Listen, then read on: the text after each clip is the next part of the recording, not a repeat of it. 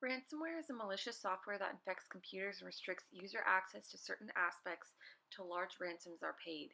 It is deployed by attackers with the intention of extorting sensitive or classified information from unsuspecting victims and holding the information at ransom, threatening the release of the information in exchange for large sums of money.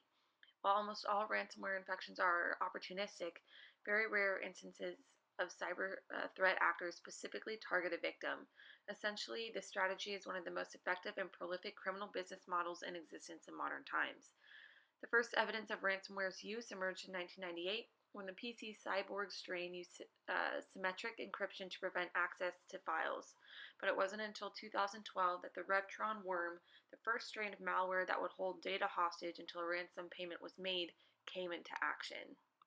Ransomware comes in a variety of forms. Most ransomware types are activated by the victims through clicking on beta links in spam emails or accidentally visiting malicious or compromised websites. This also includes users accessing websites that are baited with malvertising and links for drive-by downloads, which do not require user engagement for the infection to be successful. In most cases, victims don't realize that they have been compromised until suspicious activity becomes detected by the user. Since 2018, ransomware variants have expanded to include other tactics such as data exploration, participation in distributed denial of service, also known as DDoS attacks, and anti-detection components. Anti-detection components delete files regardless if a ransom payment was made or not. In some rare occasions, cases involving ransomware appearing to be from law enforcement agencies have also been documented. These have appeared to users with statements stating that a fee or a fine is outstanding for conducting illegal activities, such as viewing pornography.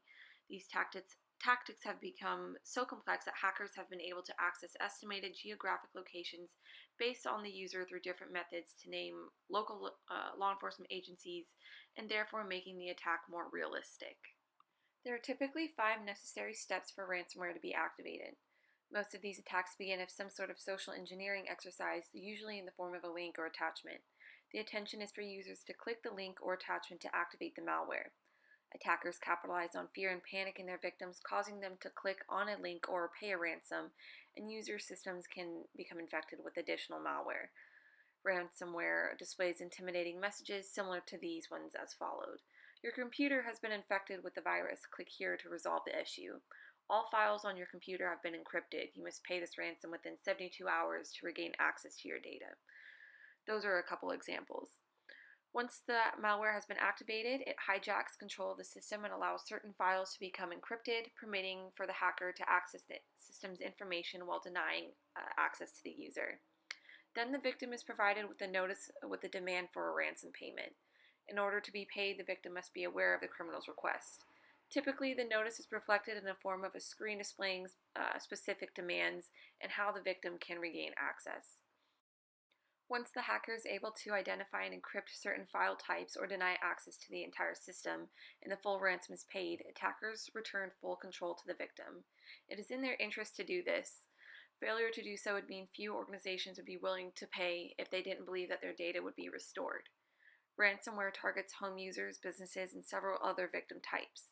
The impacts of these attacks include temporary or permanent loss of sensitive or proprietary information, disruption to regular operations, financial losses incurred to restore systems and files, and potential harm to organizations' reputation. Additionally, paying the ransom does not guarantee the encrypted files will be released or that the malware has been fully removed, but instead the hijackers get paid and sometimes access to the victim's bank account information as well. In July of 2019, Monroe College was attacked through the use of ransomware. The attack disabled many of Monroe's college's technology systems and platforms earlier this month.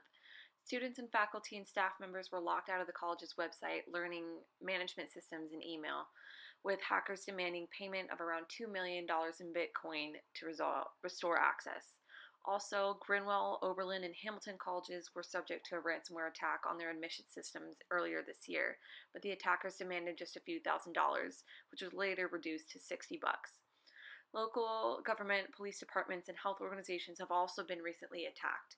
For example, in Baltimore, the city government has refused to pay hackers after a cyber attack earlier this year, opting instead to rebuild its systems at a cost of over $18 million. The hackers originally demanded $76,000. There are several tactics that can be utilized to prevent a ransomware attack. Some include restricting internet access and using proxy servers for internet access. This can prevent contaminated links from coming across your device. Also, vetting and monitoring third parties that have remote access to the organization's network and or your connections ensure proper security measures are being utilized. Additionally, other measures including providing social engineering and phishing training to employees is another tactic that can be utilized. Furthermore, reminding users to close their browsers when not in use and having a reporting plan that ensures staff know where and how to report suspicious activity are also mechanisms that can be utilized.